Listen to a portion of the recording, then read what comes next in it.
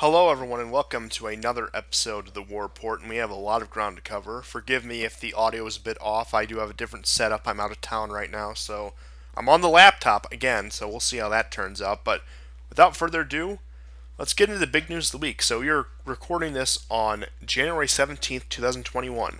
We are 3 days out from the inauguration, and that promises to be quite the show. Of course, after the incident on January 6th, which I'll admit we're a bit restricted on talking about given current circumstances, but I'm pretty sure you all know what happened there. And Trump's unceremoniously banning from social media and pretty much from the internet at large. We have, right now, as a security measure, what they're calling it, about 25,000 National Guard troops in the Capitol for the days Without preceding bullets. and proceeding inauguration. As you were saying. Without bullets. Oh yes, yes, because they're just gonna twerk their way out of this. That's the response we learned from this summer. That is the most effective tool in the arsenal of the military of the United States is TikTok dances.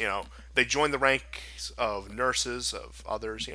It's a very prestige class. I'm glad that these people are at the front line defending the so-called most important people in this country. Now, DC has become pretty much, now they don't use these words, but it might as well be under martial law, where you don't get in or out without reason. They are liable to check you at any time, check your ID, etc.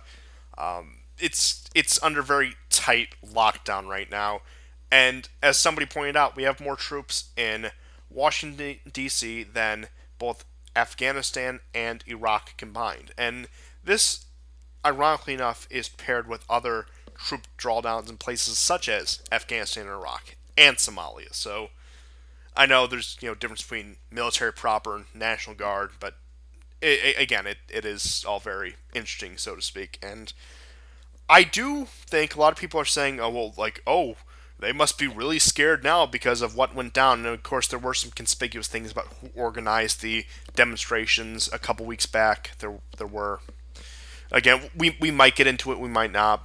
It's sort of information that's already out there and doesn't. I don't really know where to fit it in, but the main thing I get at, where I differ from most people on this, is I believe this is a show of force rather than a sign of fear. This is saying we can do this, we will do this because we're the ones in power. We proved 2 weeks ago that you have absolutely no institutional power. Even quote unquote your guy in the White House in Washington D.C., he'll do nothing for you. He'll throw you under the bus. That's why I think these troops being here send that message. And of course, with Pelosi's recent statements on the role of these troops and what Trump's role should be. People are calling that the incitement of a coup. So, of course, now you have both sides saying coup this, coup that, which ultimately just goes to show we're in a much more rapid state of decline than even I would have thought initially. Now, I knew we weren't on the right track. I knew that things were going downhill. But, oh boy, I could not have said it was that fast. And I didn't know this would be the straw that broke the camel's back. I figured it would have been something, I don't know, maybe a little bit more, pardon the phrase, exciting. Yeah, I mean it's been a shock, and and again it's it goes on the sort of establishment's record that every time Trump does something or something is associated with Trump, there's an overreaction that only disintegrates America's reputation and prestige. Like, they've spent 4 years going after this guy.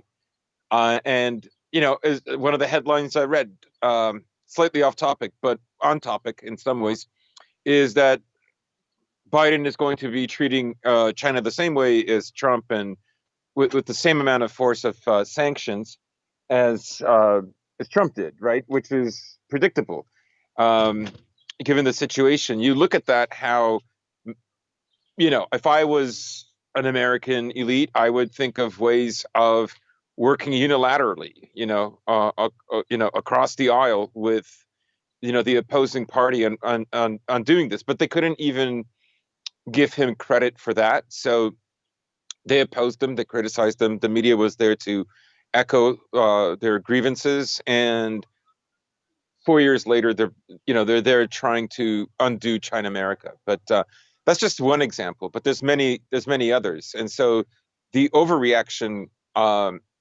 don't think they realize the overreaction is actually as bad or worse than Trump. Oh, absolutely, and especially in terms of imperial decline, which has become a theme of the show. If you haven't noticed, but with that being said, again, I don't think now. I'm probably gonna eat my words on this because I said the same thing about January 6th. I don't think Wednesday will be that much of a happening. I don't think there'll be that much going on.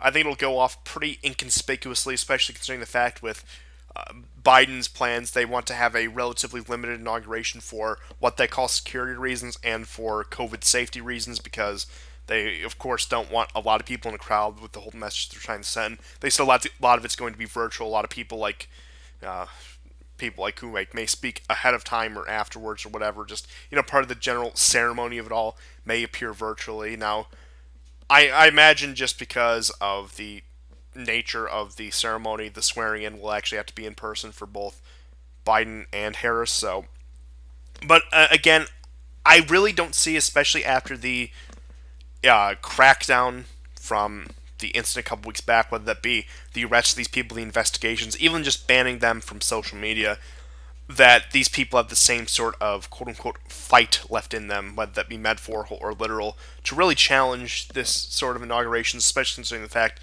there's not really anything they can do at this point. And there was also, of course, I do have to mention passing. It seems like people have already forgotten about it because that's how insignificant it is. The House of Representatives did impeach Trump again, but the Senate is not agreeing to have the hearings until after January 20th, in which Trump would have left office, in which case they would, uh, I don't know if this would be the right term, but, sort of in a political sense, uh, posthumously charge him or whatever. So again, that just seems like sort of like a symbolic gesture condemning Donald Trump for his damage to American democracy, for our damage to our democracy, the republic, our values, all the other vague platitudes they use to describe their own base of power.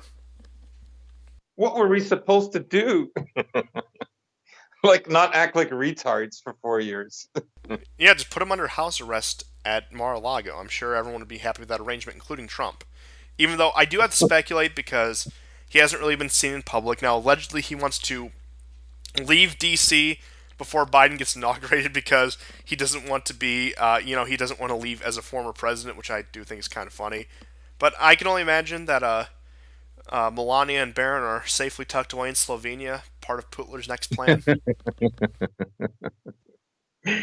Oh yeah, it's I mean, and it's hilarious too because there were some apparent charges that people after the coup or the coup attempt.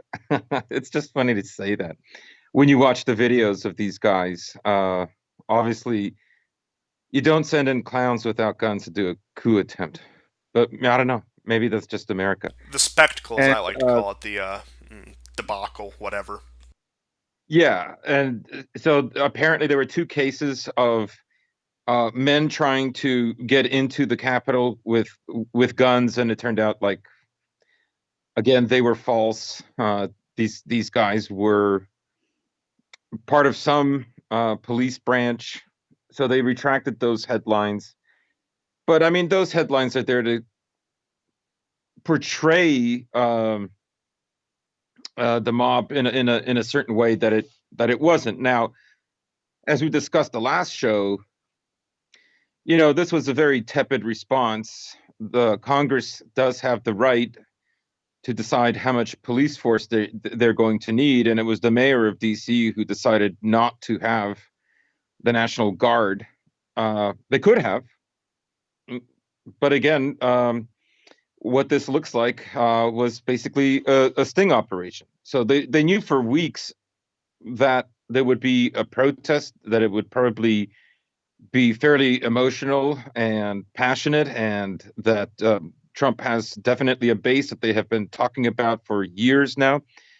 But they're only going to lightly protect the Capitol building. So more of the same kind of nonsensical statements that we've been used to are still going on. And you have, AOC and other ridiculous people basically saying half of Congress could have been assassinated. But they got her shoes, and I say that's just as bad. Yeah, that tweet was really something. They got me. Oh no. Absolute trauma. Uh, so yeah, I mean, my takeaway is the 25,000 troops, and then later we have to disarm the troops. Of course, there was an attempt at vetting No, them. no, they can have the rifles just without any mags. Right, right. That's what I mean. So, there was an attempt at vetting them to make sure that they didn't vote for the GOP or for Trump rather, and apparently they still weren't sure. This is apparently the most popular president ever. Um, yeah. So for me, Yeah, he's so popular that the Space Force is going to send during the inauguration to arrest Biden and install Trump as the rightful ruler. right, and what it really looks like, quite honestly, it does look like a gay op. Like it did work as a trap for Trump supporters. However, I think they were expecting something far more violent, and that never happened. Um, but on the other hand, they're obligated now to act as if it had been an attempt at a violent overthrow, right? So this is another instance of like the more psyops you do, the more ridiculous you're going to look. So they're going to have to introduce some very draconian measures on what kind of media is allowed and what isn't, as if like that wasn't going to be the case after 4 years of Trump, anyways. But this does definitely seal the deal, as it were. Um, but all of that would have come anyhow, but at a slower pace. And America can't help but react the way it does. But in the background, what'll be happening is people will notice that America isn't a liberal democracy anymore. That now the kind of criticism that it's been getting for the last 5, 6 years of being especially after 2014, 2015, that America is a kind of neoliberal, semi-tyrant state. That, in fact, it's generally the West altogether. That's going to stick more, right? And I mean, I spoke last weekend with a friend of mine in St. Petersburg, and he was just cracking up about this. And it wasn't vile; it was a different friend. You just answered my next question.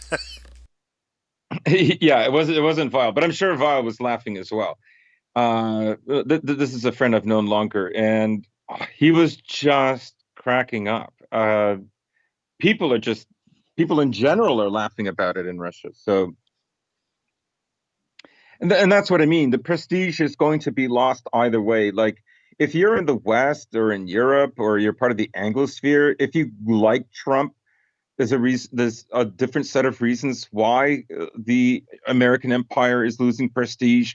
And if you're on the left and you support Biden or you generally support forces against Trump, then there'll be a different set of reasons of why it looks like there's a decline, Yeah, right? and we're But going to return to normal and build back better, which is the ultimate, I would say, cope at this point by the yeah, Democrats, by the left, where Biden's back, Harris is in, we're going to return to normal, the world's going to respect America as the liberal bastion again, when clearly before Biden even takes office, it looks like those prospects are sullied. And we'll get into some of the stuff about Syria later, and some of the stuff about Nord Stream 2 in Germany, which just further put a nail, more nails in that coffin. yes. I'm just curious what the final nail will be. I hope it's something absurd and ridiculous because it's frankly the ending we deserve at this point.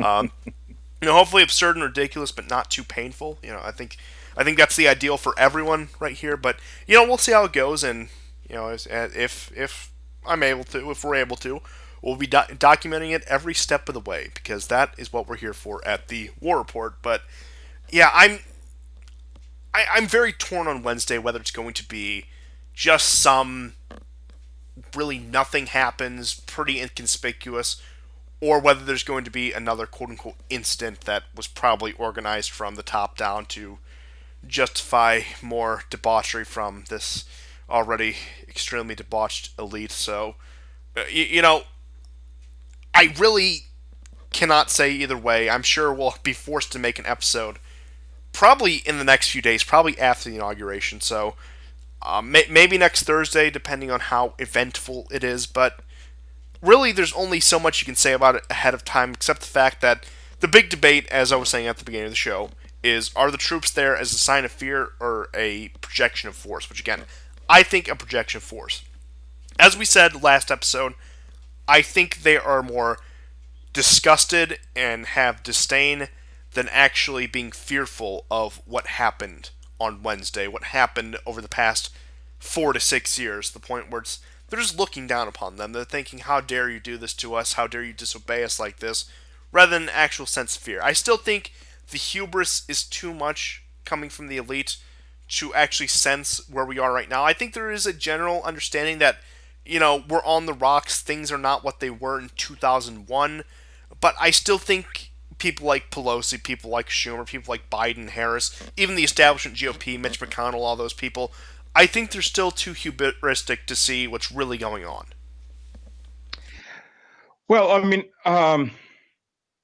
there's several signs that are developing. We'll get to Germany, for instance, but we all know that Trump's Twitter account was locked or suspended. It was terminated.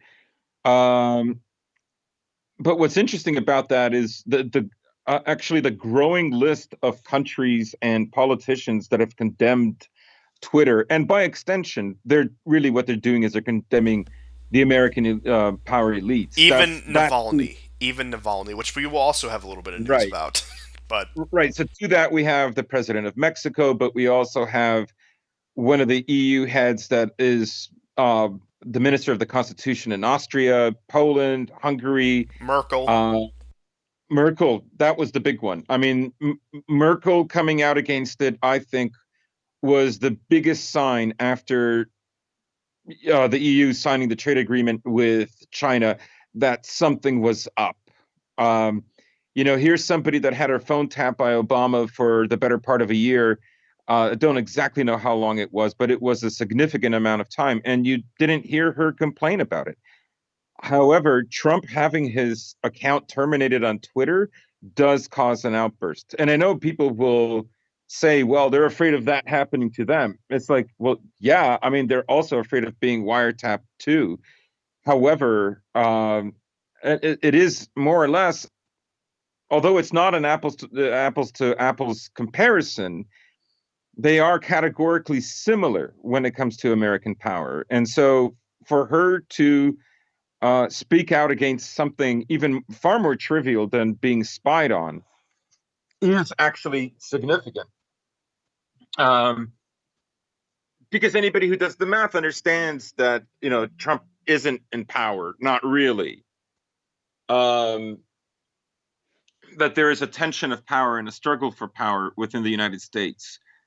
So that's my takeaway is that uh, I mean, Australia was another country, and America is going to depend on Australia far more going into the future for containing China. So a lot of countries are very disappointed in America. But the fact is that America cannot deviate from this path. It's locked on for good now, right? Because it's not, and part of it is the 75 or whatever 74 million Trump supporters apparently that that have become a threat.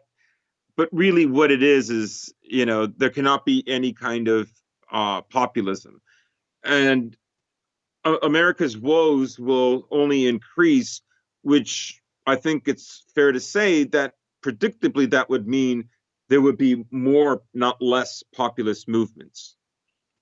oh, absolutely, because populist movements, anti-establishment movements only come to power, only come to prominence when the establishment is lackluster, when it's failing to do what people expect it to do.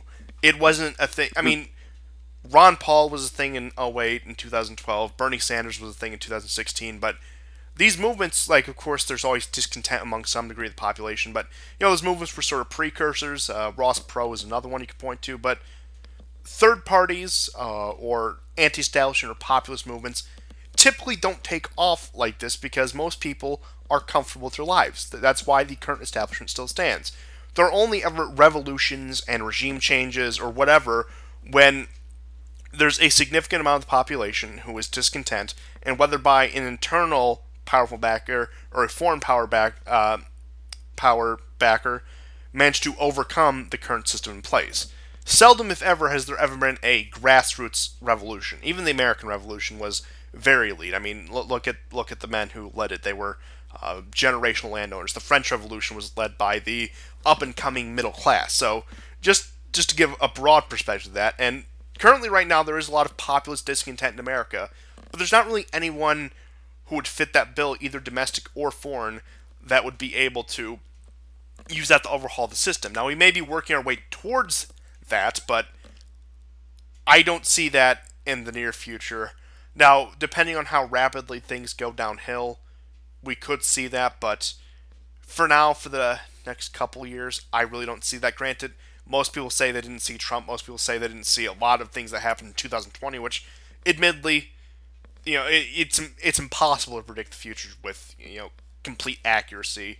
We missed a lot of things. We made a lot of mistakes throughout predictions in the show because that's just the nature of this sort of business. Not that we're making bank off this, even though tips would be appreciated. Granted, that's on me to set up a system to do so. But enough eat begging for now. But I suppose with that out of the way, if you want to move on to Syria, unless you had any further comments on this.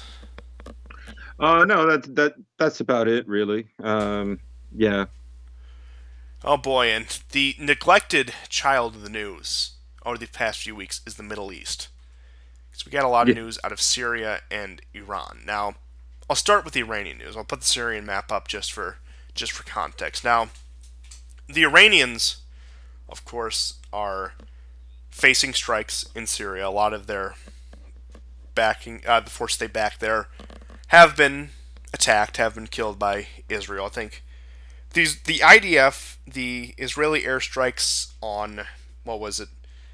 I think last week claim to have garnered 57 casualties between Syrian government and Syrian government aligned forces, whereas the Syrian government only claims 5, which I'm actually more inclined to believe the higher end of those claims, the Israeli claims. Maybe it wasn't quite 57, but I still think they probably got quite a bit in these recent strikes.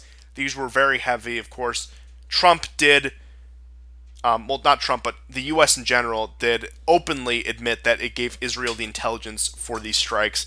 And what Trump did was put Israel under U.S. Central Command, which it historically has not been in terms of the military Mhm. zones we have. Central Command is most of our Middle Eastern assets, including the Fifth Fleet in the Persian Gulf, the Saudis, the other Gulf states, think even Egypt. But yeah, we finally officially added Israel to it. Now, it had been sort of an unofficial relationship, I'm sure, as you all know, between the U.S. and Israel, where we technically do not have a military alliance treaty with Israel. Now, there's several people who push for that.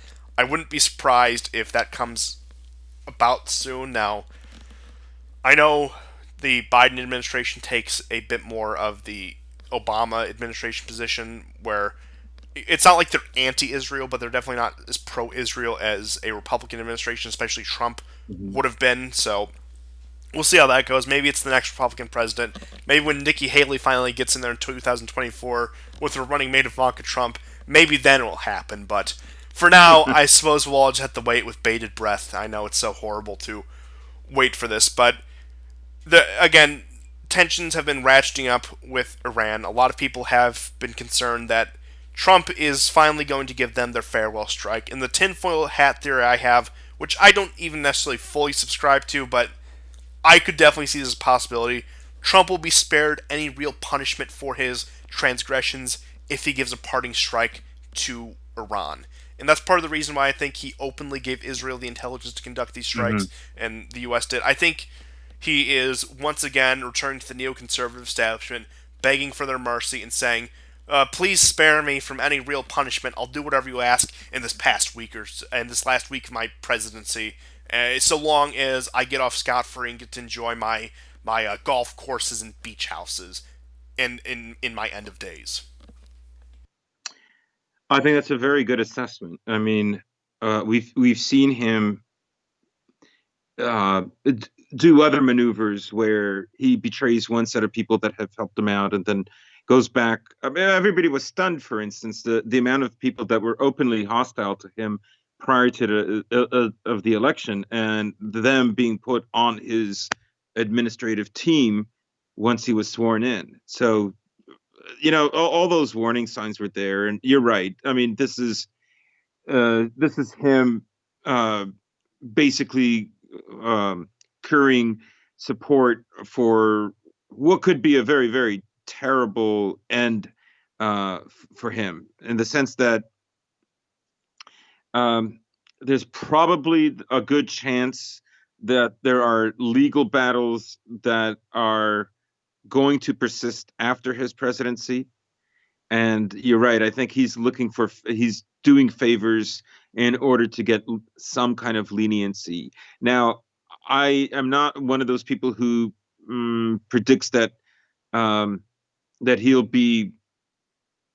I mean, his chance of being sued is far higher than Hillary's was, primarily because Hillary is too close to the power center of America for that sort of thing to happen. So she is technically more above the law than he is. And however, I do think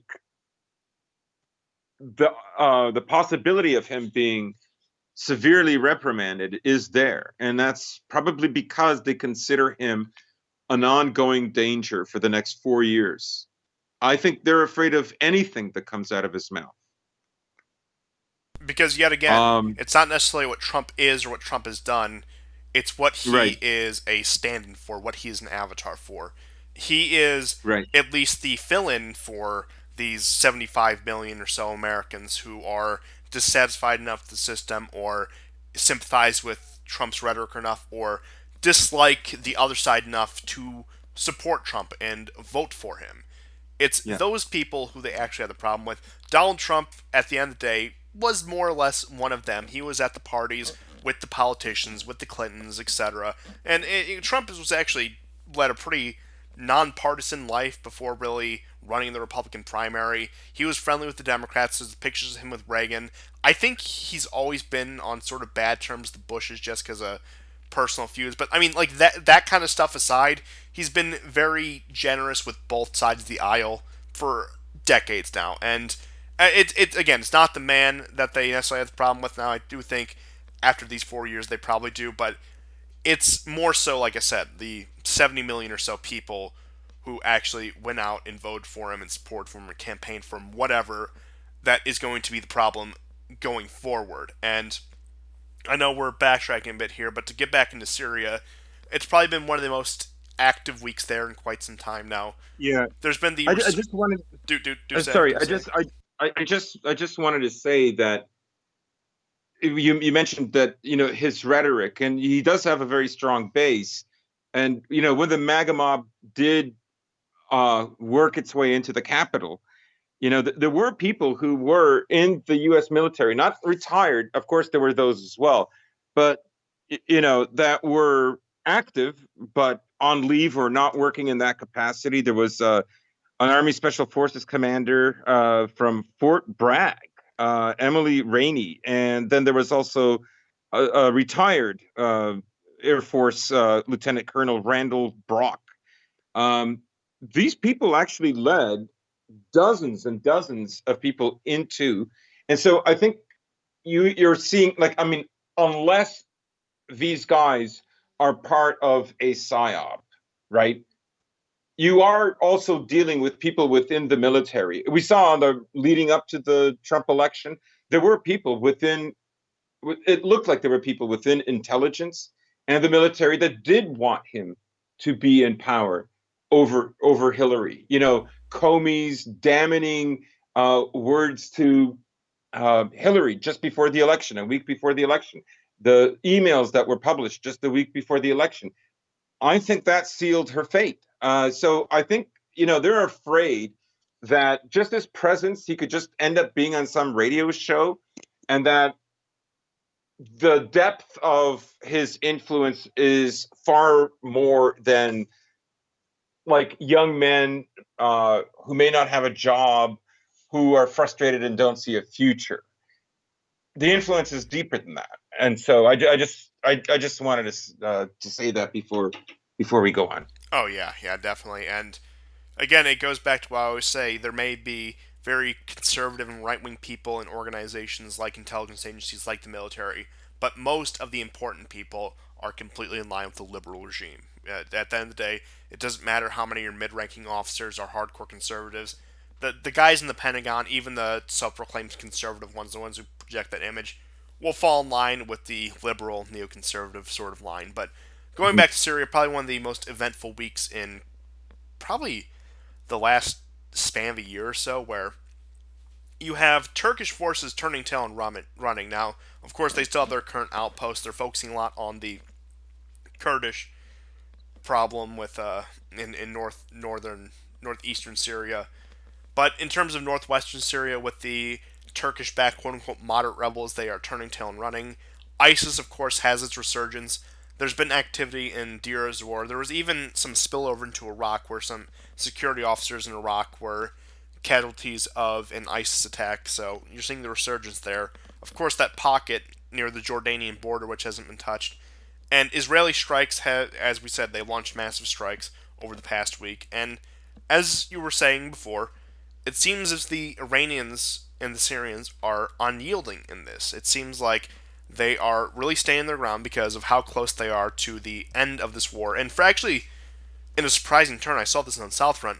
For the first time in 9 years, Syria has lowered its military readiness. Now, not all the Yes, way down, but like it's lowered its military readiness in general to the point where most of the fighting in has nine drawn years. down. Yes, in 9 years. Yep.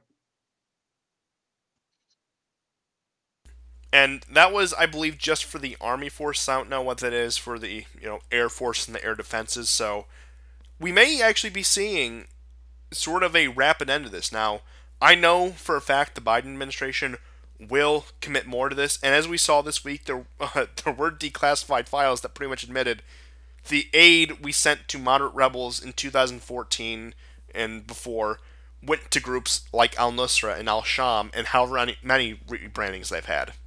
Right.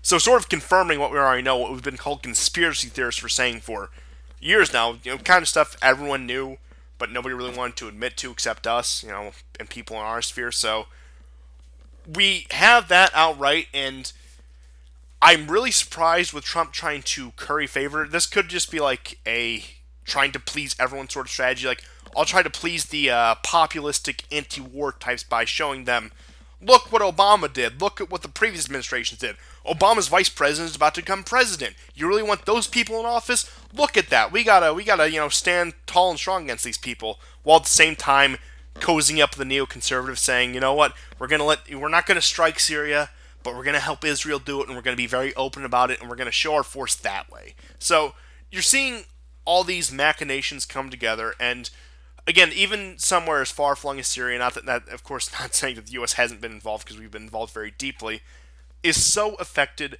by the internal disputes of the United States right now that we're seeing it pan out in real time. Because, look, Israel did continue its strikes for several years, especially from 2018 onwards, but I believe these current strikes were so intense, not only because of the election, but because of the incident a couple weeks ago. Hmm. Yeah. I mean, they've been fairly successful. You have, the Syrian Observatory for Human Rights in Britain that basically depends on information from various groups in the Middle East to, divulge or come up with figures claiming something like in excess of 45 or 55 Iranian-backed groups and or Syrian-backed troops were killed in the bombings. This is near where the new Russian base is situated, right on the Euphrates, where Iraq and Syria meet up, and just a little northwest of there, along the Euphrates. So, and Syrian sources say it was about five. Who knows? The number is probably somewhere in between. Um, yeah, I mean, I don't know what to say about that. It's it is serious. I would think that these kind of strikes are going to continue. It's kind of like we're going to see a whole new attitude towards China from the Democrat Party that we never saw before Trump. And uh, that isn't to say it's going to be wildly different than Trump. I'm just saying it's going to be more confrontational than it had been before. So I would suspect similar things for this. But as we've said for several years now, or as long as we've been doing the show at least, the increase in Israeli strikes, especially of this magnitude, is a sign of fear. Now, look at the situation on the ground. Very early on in the war, when Assad was on the ropes, from about 2011, I'd say, to 2015, before the Russian intervention, when it looked like there was a very real possibility he could be overthrown. There were virtually no strikes from Israel, from the United States, from Western countries, because all the money was flowing to groups like Al Sham, Al Nusra, Al Qaeda, ISIS, all these other various militant cells that were sweeping across Syria at the time. Now, as soon as the tide started to turn in Assad's favor, especially around Hmm. 2018, which was probably one of the more intensive years of the war, at least in recent memory, that's especially when you saw the nonstop strikes. The weeks before the U.S. strikes happened from the chemical attack, which also just definitely did happen. Don't question it. No conspicuous natures about that. It's not like the Mattis Hmm. himself said, there's dubious evidence. It's not like the UN observer said there was dubious evidence. It definitely happened.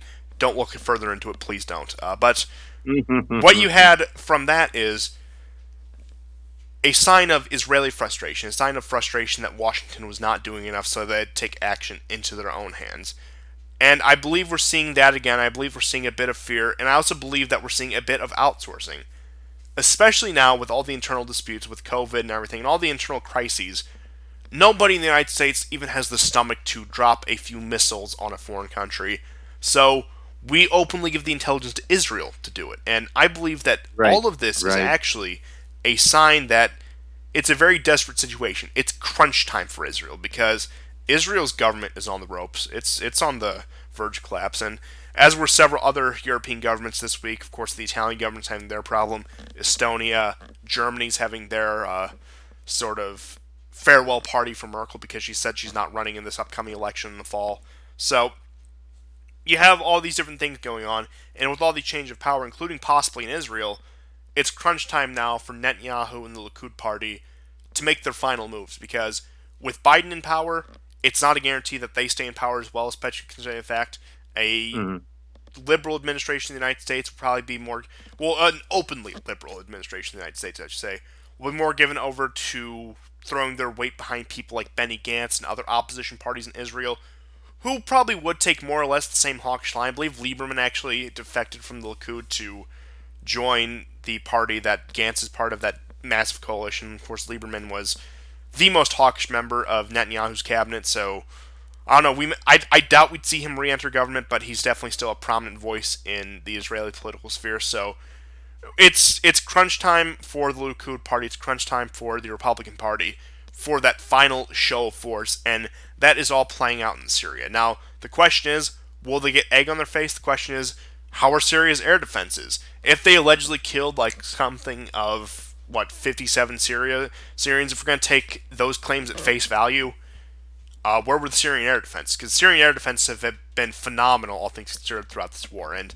I didn't really look too much into the recent strikes. I didn't really see any footage from it, so I can only imagine it was standard fair performance. I believe Russia has been putting more into Syrian air defenses in the uh, past few months because of recent instances such as the absolute bloodbath in Armenia with Armenia's lackluster air defense. So I imagine that was probably a sign that okay, these Turkish-backed forces and their Predator drones, their one-use drones, are getting more advanced. They're getting more deadly. So it's time to step up that game. Now, of course, these were more conventional strikes by Israel with aircraft and missiles, but we'll have to see how that plays out because I imagine maybe we'll probably see more strikes going in the future, especially as things really start to heat up, especially as Idlib continues to collapse even further.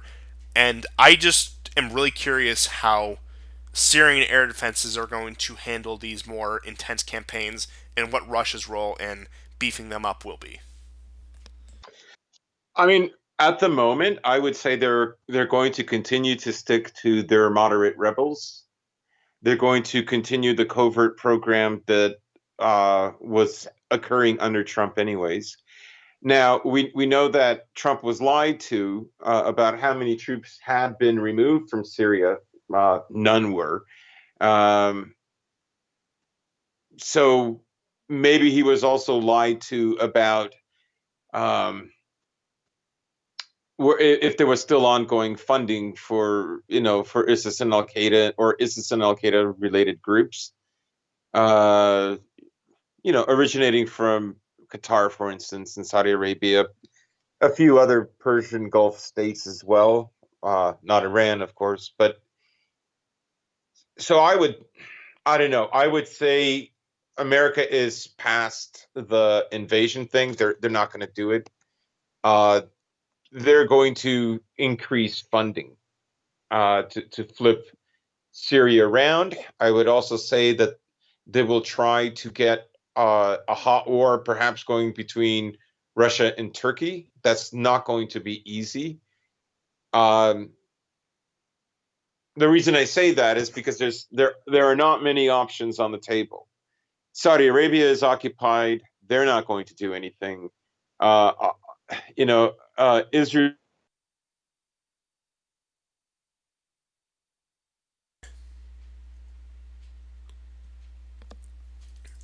So I just don't see any other possibilities than going along with what has been developing in Syria all this time, because I don't see America entering risking a hot war, not right now.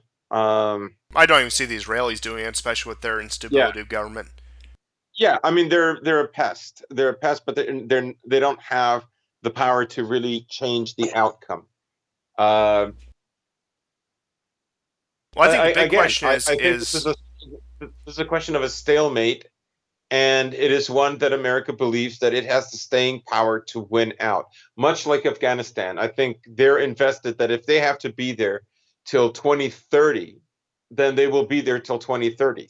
2030 try 2300. Remember, who was it, Max Booth, that said, "Of course we should stay in Afghanistan. After all, it took the British 300 years to colonize India." Yes. But again, I think the big question is, as it's been for almost the entire war, is Turkey. What will they do? As we were saying earlier, they are retreating more or less. They're withdrawing a lot of their forces, a lot of their funding. As a new administration, a more hawkish administration comes into office, will they resume their line or will they keep this delicate balance? Where have they given up on their pocket of Syria and let happen what will? Of course, they have their pocket in northeastern Syria with the resettlement zones, that area in the dark blue up there on the map. But the question is are they going to focus on other theaters such as Libya, such as the Caucasus? Because I still, and I think most people would say, we have definitely not seen the end of the war in the Caucasus between Armenia and Azerbaijan. Who knows? Georgia probably won't flare up, but you never know with those sort of things. So the question is, out of all of that, is will Turkey be reinvigorated by this? And again, I think what you said is stalemate. It's going to be a staring contest, and who's going to blink first is the real question. And as you were saying, and this will lead us very well into the Germany topic, the UN even said U.S. sanctions have gone too far. Even a lot of Yeah. the most hawkish people, like beyond the most rabid neocons, of course, you think like the David French, the National View types. Even a lot of the other more hawkish people across the Western world are saying, you know what, these aren't harming the government; they're starting to harm the Syrian people. Which I suppose just now they realize that, or at least willing to admit they now realize that. But it seems like even among the circles you'd expect to be popular, these new sanctions are anything but.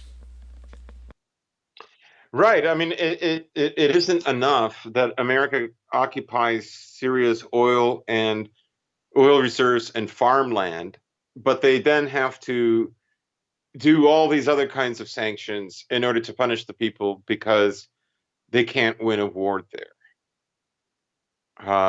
In the interests of various players, not just one. So I think we are looking at a turn of the tide. I think Europe is tired of it, and if anything, let me just try to find that the gentleman who's supposed to replace Angela Merkel. Um, Armin Laschet. Armin Laschet. So Armin Laschet had a very interesting tweet exchange with Mr. Kerry.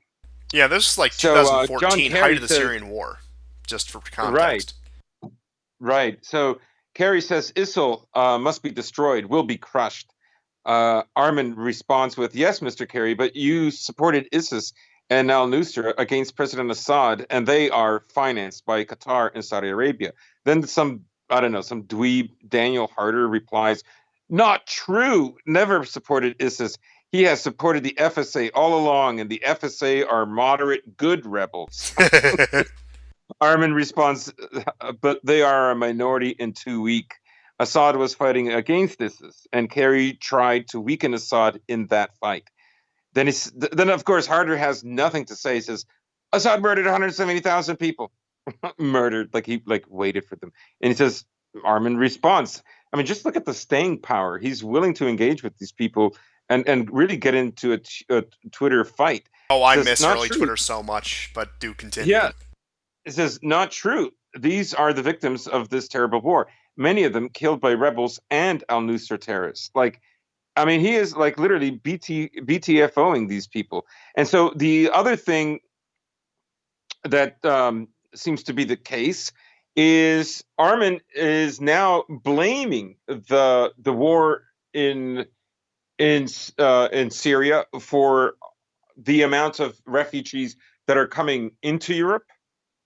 Um, he has blamed Erdogan for the war in Idlib and for the flow of refugees. That is one of Armin's other statements that he's made. So I think there is a shift here. This is very very bold of what's happening. Oh, absolutely. And of course, his positions, he's not exactly like somebody who I would say we or most people who watch the show would sympathize with on most issues, but really, he is a bellwether in that regard to the point where he's assuming control of the dominant party in Germany. Now, as it stands now, Merkel is still chancellor. There will be elections in September 2021, of course, Germany with the parliamentary system. We'll see how that goes. The CDU has been a bit on the rocks, even though people said that in 2017 with the populist wave after Brexit and Trump, but I could conceivably see the CDU holding on to power. Now, I think if anything, they'd probably lose out to the Social Democrats. If anything, I doubt like the AFD or any of the more right wing parties would assume power in this upcoming election, especially it being Germany. But not that Germany played that big of a role, especially compared to the U.S., UK, France, Turkey, etc. in the war in Syria. The fact that sort of the figurehead of the EU, which is the German Chancellor, now that's arguably being transferred more to Macron and the French presidency, but one of the biggest players in the European Union is showing skepticism of the Syrian war. And as far as I know, he has not recanted those statements. Those are from about 7 years ago, and he still takes a pretty firm line about it. Still says, no, we condone this. This is how I feel about the war, and I think the war efforts have gone too far. And with the UN, of course, coming out about it, it seems like this is a less and less popular endeavor, even with players that were heavily invested first, like Turkey. Hmm. Yeah, it's I mean, it's just I don't know. It's hard to keep up. I just cannot picture anything in the Obama or Trump years developing the way things have now. I mean, we've just hit 2 weeks inside January. It's really quite remarkable, and in a funny way, I tweeted out earlier this week. None of this would have been possible without Trump. Fulfilling basically E. Michael Jones' prophecy that God placed Trump as president of the United States of America in order to destroy the American empire. And it's like, well, he's not wrong. So, I mean, at this point, I uh, find it harder and harder to dispute that statement. Yeah, but yeah, I mean, really, this is one of the most rapid imperial declines I've really, I mean, of course, ever seen. Not that I've been alive for centuries, so of course, I mean, I wasn't even alive for the collapse of the Soviet Union. You probably have better perspective on that, just for having witnessed it yourself. But in terms of this, based on what I know about the collapse of various empires and world powers, this is one of the most rapid declines I think we've ever seen. Because in 2000, even like 2015, we were pretty much top of the world. Even after Russia took Crimea, that was nothing. We sanctioned Russia and sanctioned Russia. It had really no effect on us. It really had no effect on the Western world at all. The corrosive effects of these sanctions actually, for the West, started to take effect in Europe in like 2017, 2018, which is why, honestly, I think you got a lot of parties like Five Star and Lega in Italy and the rise of the AFD and a lot of these populistic parties who take a more pragmatic line on Russia, saying, why do we need these sanctions? Look, say what you will about Putin, say what you will about the Russian regime, but it's really not worth waging an economic war on them if it means being cold during the winter. Ask Bulgaria about that. With the whole, hmm that's another glorious McCain project that definitely just came to fruition. Bulgaria is so much better off having those chilly, chilly winters. But moving on to that, Nord Stream 2, it looks like it is crunch time because as I believe Laschet and most of the CDU and even Merkel are pretty sympathetic to, again, Nord Stream 2 as it's gotten so far with that, but there has been, throughout the past month and a half, going all the way back to late November, early December, more calls for sanctioning any companies that cooperates on the Nord Stream 2 project on doing business deals with Russian government or Russian sanctioned corporations. So we're really seeing it because, I mean, what would you say? Nord Stream 2 is like yeah. 95 at least percent done, to the point where it really just needs the finishing touches before it comes completely into fruition. But it's still just these latch ditch efforts to, I wouldn't even say to prevent it at this point, but to make it as hard as possible for these people to complete the project, to make it as painful as possible for Yeah. their quote unquote wrong decision. Well, I mean, I think signing of the deal with China already protects them against that. And what I mean by this is, first of all, that's something that Germany did not have up its sleeve prior prior to, and number two, America just looks weaker. So I mean, I've already seen the blueprints published for the remaining 4% that has to be completed.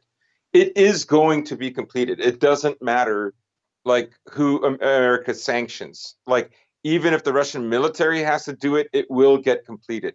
Um, why? Well, because Russia already expects sanctions from America anyways. I mean, Navalny returning home will be a reason to uh, sanction Russia. Um, the possibility that the $522,000 worth of Bitcoin, maybe that wasn't some French dude that died a day or two after the money was transferred. Maybe he was Russian. Uh, it'll be anything convenient because they have to sanction Russia, right? Like if they don't sanction Russia, Russia and China are the other superpower, and it just is what it is. And in a very similar way, it's the way everybody can see now that the vision within America is actually a really good way of destabilizing America, so it's not effective globally, right? Absolutely. So And those are coming anyways, and they don't care, right? It's too lucrative. Plus, there's an insurance policy, right? Like if uh, if Germany backs out, they have to pay Russian firms and the Russian government that. And I think it was over 6 billion last year. So I would expect that would be the bare minimum. It's not like having a pipeline, but then somebody has to pay for it. Well, I mean, America's not going to pay for that. I mean, America is going to expect Germany to beef up its its NATO forces contribution, right? So I'm very sure that's coming along as well. It won't be just America taking a tougher stance on China. Yeah, and I really, again, I don't see a way out of this. I don't see a way Nord Stream is not getting completed. And really, like I said, it seems like they aren't even trying to prevent it at this point, and a lot of what they would do to make it painful has been offset by the China trade deal. But it does seem like just these final few, again, parting shots at it. And I'm only curious to see how Biden will react to it. Now, I'm not saying the American intelligence agencies even have this capability at this point, but I would say my biggest point of like nervousness about this thing that would make me most concerned is will there be some sort of just great accident that's this massive setback that definitely is not CIA sabotage. Now, again, I don't think it would go that far, especially considering the fact it's in Europe.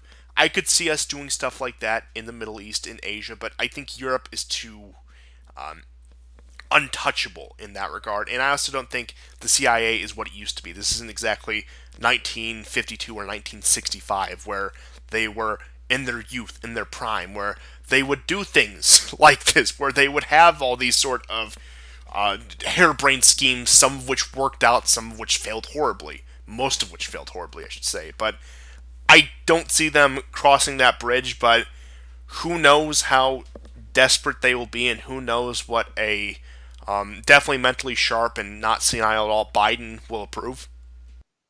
Hmm.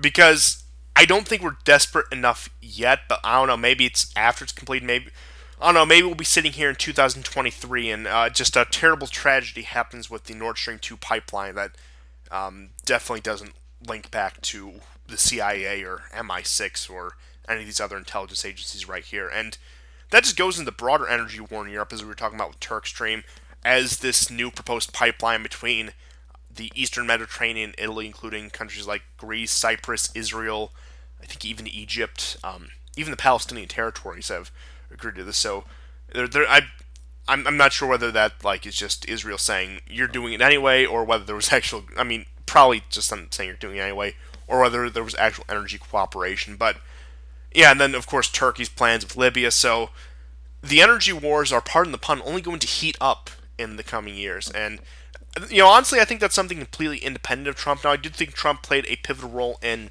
accelerating that with less pressure on Russia, with more of a hands-off attitude towards Europe. But I do think even under a Hillary Clinton administration, the sort of I mean, it's not like the energy needs of the people would have changed just because of who's sitting in the White House.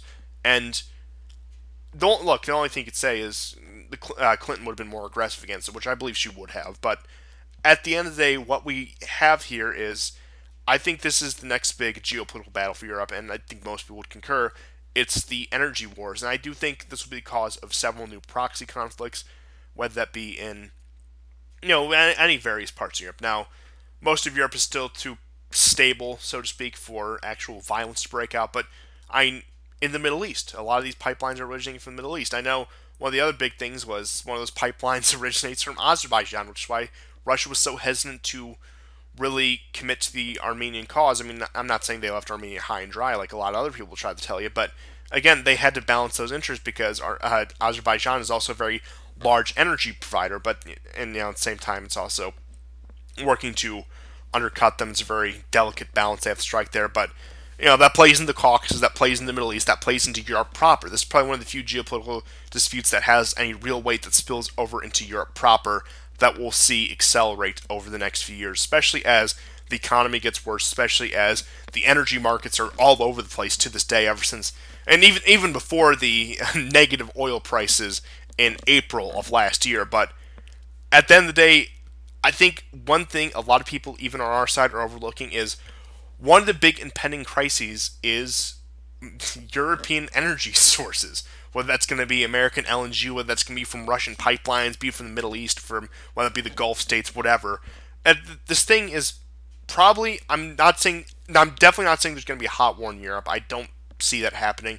But if there were to be, this would be the impetus for it. Yes. Again, this shift is amazing. Uh, I don't think like I don't want to keep harping on about it, but I don't think like what happened January 6th is like it really was an omen. Um, it's just there's a lot of images that just kind of coincide that way, where they mark an entire era, and I think we're going into another era. As you said, this show has been kind of mapping that out, predicting things would go this way for some time now, for like basically 3 years, and and it's a fairly solid mapping out. And really, it's it's probably one of the most fascinating things I've probably ever witnessed in my very short lifetime here. But really, I think as I was just saying, one of the few places I think there needs to be more eyes is on this energy wars, and I've seen a lot of Mhm. people who I think what's it Darren Beatty, the former Trump speechwriter, on Yeah, Twitter, he's pretty much saying, I do not care anymore. Leave Europe to its own energy device. And the fact that this is really the new thing neoconservatives are clamoring after. Now, of course, they are hawkish on Iran. Of course, they are hawkish on Syria. But this really seems to be a particular point of ire for them. The fact that America no longer dominates the energy needs of Europe. Not that it ever really did, but the fact that its influence in Europe is slipping in general, and it's trying to recapture that through LNG, which of course is more expensive to import. And if you and want to it's less treat, if profitable to extract. yes, and if you want to treat Belarus as sort of an omen, not very good for any maybe hostile quote unquote regime that would import it, because I mean look what they did to Lukashenko right after he made the energy deals with America. But again, not even the closest allies of America in Europe are willing to pay the extra for the American gas. Now, I think places like the UK have, just because of how close it is, and again, being an island and everything, but even countries that are not on good terms with Russia at all, like Poland, like Germany, like all these other countries in Central Europe, are willing to import the Russian energy. And really, that is, and the Kremlin more than likely knows this, and I doubt I have to tell them that. But that's Russia's ace in the hole. They want to exert their influence over Europe. They want to reassert themselves as a quote unquote European power. It's through energy. And hell, people talk about the rise of China, and I'm not saying China isn't rising in independent power on its own, but Russia still has that same trump card, pardon the pun, over China in terms of energy production. No Mhm. country produces natural gas at the efficiency, I would say, as oil and natural gas at the efficiency of Russia being a major power and everything. Now, of course, you have a lot of these Middle Eastern states that produce oil and natural gas. The United States produce it, and we, again, produce at a pretty efficient rate now.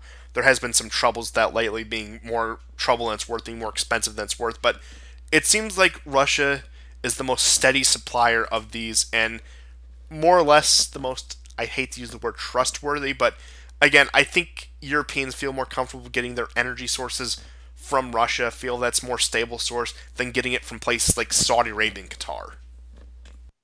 Right, and Russia has to be understood that it is it is a major power. In some senses, still a superpower because it has the largest nuclear arsenal in the world. It has a competent military and it has a competent military industrial complex of its own. It does not require protection from any other country, and it is the biggest energy provider to the largest economy in the world. So it's not like there isn't really anything comparable to it, except for the U.S. in many respects. Um, so it's a country that's going to be dealt with in a that has to be dealt with in a different way. um yeah. Yeah, I really am just fascinated by these entire developments, and this is probably one of my favorite topics to talk about because just there's just so much to it, and I mean, we did an entire episode called Energy Wars, and that's probably one of my favorite ones we've ever done in the show. That was mostly about the pipeline going from the Levant, from Israel, Egypt to Italy, where I'm really curious to see how this is all going to play out because, like I said, I think a lot of people don't realize this, but this is a powder keg in the making. And it's less sensational than Syria, than Iran, than the rise of China, China's ships in the South China Sea, or China's colonization of Africa. But in my opinion, at least, its magnitude's more pivotal than any of those things. Right, and it's also like the way people talk about. There was a, a I guess a White House paper that was released recently with some elements of it redacted, but it was a way about how America can regain control, and one of it was through through liberal trade or something to that effect. And so, essentially, what it's talking about is a neoliberal order that is subsidized or works in conjunction with trade, right? And the fact is America does make deals that are not necessarily good for Americans through these trade deals in order to maintain its power, but it's diminishing returns over a long period of time. And when you have countries like Germany that are now sort of betraying the West, regardless of who is in power or not, what you're seeing is they too are uh, like in a sense, America is being isolated right now. There's a kind of a slow, creeping isolation taking place, but it's not coming from within. Oh, of course, and it is almost a expulsion from polite society, so to speak, where they've isolated themselves not because of internal policies, as you said, we're taking, but because of external policies, because their foreign policy has been so foolish. And that's not saying it's because we've been a belligerent country, because there's several belligerent countries throughout the course of history that have maintained a respectable place on the world stage. And I think I had this exact statement last week, a couple weeks ago. It's the fact that we're belligerent to no result. Whereas if you go in, you kick their teeth in, and you assert your dominance in an effective way, people will fear you and fall in line. But if you have a bunch of Iraqs and Vietnams, you just look incompetent and get egg on your face over and over to the point where people take you less seriously. Yeah, yeah, and you know what? This is especially after the shutdowns. Um, and what that has done to many economies that were already stagnating for several years, right? Like they can't support America in a certain way, even though America does support them. Like with Germany and the rest of Western Europe, that's NATO, right? You don't have to, dedicate this much of your economy towards your military. Militaries are very expensive. Um, but you know, we here we are. Uh, Countries have to look out for themselves, and I think they're basically saying that it's not worth it. It's not worth uh, being as ingrained in the system as it once was. The benefits aren't there. They are not, and we've seen this again play out time and time again. Where how many countries don't meet their spending obligations for NATO because number one, as you said, it's a lot of money to put into something that seems rather vestigial, at least on the European continent, outside of places like the Balkans and eastern Ukraine. And really, it's just there's no consequence for it. Now, Trump tried to push this. He got a few increased spending, but outside the U.S., U.K., and a few Eastern European countries, really nobody meets that spending obligation because there's no motivation to. There's no reason to.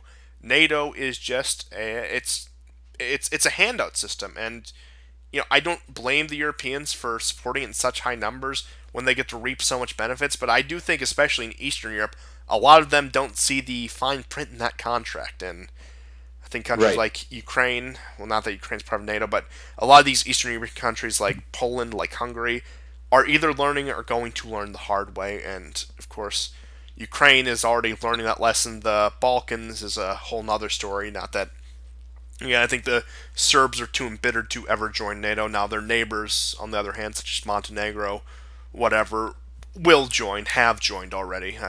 Uh, yeah, Macedonia actually did get out. That was a whole dispute. Yeah, but again, I think a lot of these countries are going to realize the fine print in that contract. But I mean, for Western Europe, which has pretty much already been completely on the party line, the ideological line, when you're in France or the UK, it doesn't make that big of a difference. It's not that big of a deal because it's not like you're signing any hidden contract. In fact, your people helped design this system. You're one of the founding members of it. But again, you get to reap the benefits and have your social democracies and your welfare states that you can use to brag because you have better healthcare than America for X, Y, or Z reasons, despite not really being a sovereign country that has made an impact on history in the past century. A few examples withstanding there, but again, it goes back to, I think NATO, as it stands, is popular, but as NATO becomes more desperate and more demanding of its member states, as its relevance begins to decline, its popularity will drop like a rock. Hmm. Yeah, and again, I mean, as we were saying in the last show, America has to differentiate itself from its competitors, from its adversaries, in such a way that middle powers and lesser powers uh, will will glom onto it. It has to be attractive, and America, is starting to look more like Fortress America or America on the defense. And all those 4 years of, Trump is alienating our allies and so on. Well, I hate to say it, but this day was coming, much like the challenge that China has brought. This day was inevitable. And you can pin it on Trump all you want, but getting European partners to spend more for NATO was not exactly a bad thing to do. He won't get credit for it. Biden will probably end up saying the same thing in a year or two, but As Obama did, uh, as Bush did, as Clinton did, as pretty much every U.S. right, president since the inception of right, NATO has. right. Great point. Great point.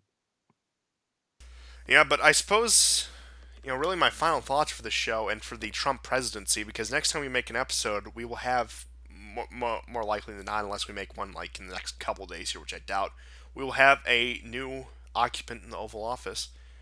Trump, really, his presidency was not that of a man, but a force of nature. What he was, what his policies were, did not matter. His rhetoric, again, even to a lesser degree than this, but he merely brought about what was going to come. This is just the form it merely took. The inevitable was coming.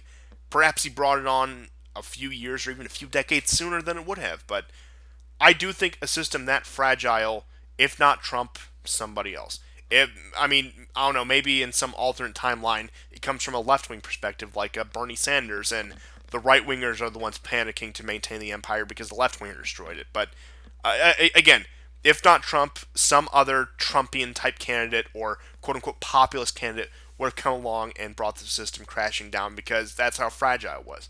Straw that breaks the camel's back, to beat the phrase in the ground. Yeah.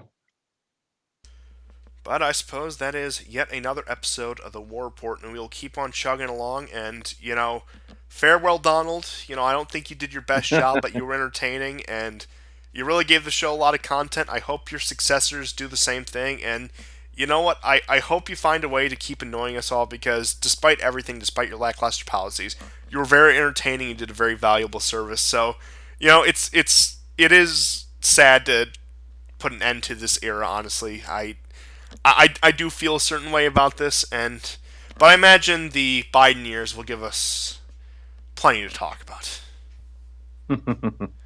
Thank you also, Vlad, for getting. You've saved the world again. Yes, thank you, Mr. Putin. I don't know how you keep doing it. I'm still waiting on my paycheck, by the way. So, tick tock, tick tock. Not the Chinese e-girl app. I mean, like, hurry up. But with that being said, I think it's time to bring this to a close. Yeah. So we'll see That's you all all I next say. time, and goodbye. Take care.